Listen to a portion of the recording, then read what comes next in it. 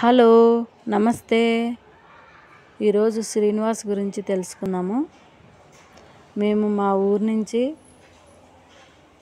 హైదరాబాద్కు వచ్చి 18 సంవత్సరాలు అవుతుంది. అప్పటికే మా 6 ఏళ్ళ పాప ఉండే.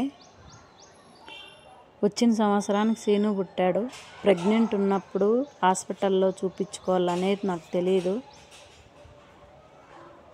తెలియక ఇంట్లోనే డెలివరీ అయింది.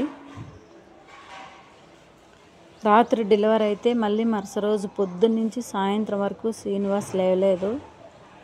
దగ్గరలో ఉన్న హాస్పిటల్కి తీసుకెళ్ళాము. ఈ బాబు చాలా సీరియస్గా ఉన్నాడు, ఫస్ట్ మీరు గాంధీకి వెళ్ళిపోండి అని చెప్పినారు.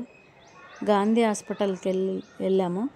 అక్కడ 9 రోజులు ఐసీయూలో పెట్టారు. తర్వాత డిశ్చార్జ్ చేశారు. ఇంటికి వచ్చాక పగులైనా సరే రాత్రైనా సరే నిద్ర లేవంగానే ఉలిక్కిరి పడేవాడు. అలా 5 నెలల వరకు మేము గమనించలేదు.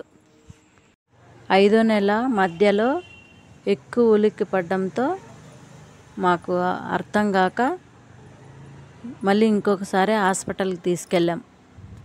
పడడం కాదమ్మా, అది ఫిడ్స్ వస్తుంది బాబుకి అని నెల రోజులు అడ్మిట్ చేసుకున్నారు.